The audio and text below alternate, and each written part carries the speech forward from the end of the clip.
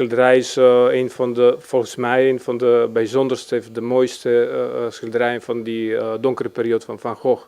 Die vind ik echt heel sterk qua sfeer en die verhaal die is daar verteld.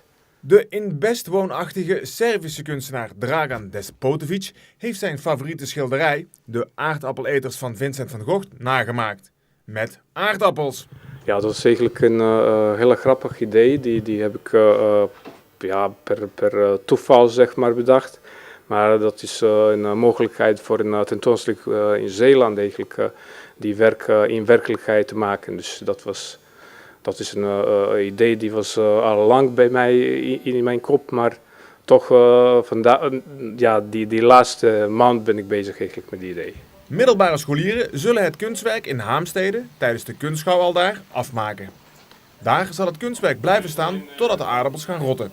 Een mooie vergelijking met het leven zelf, aldus de kunstenaar.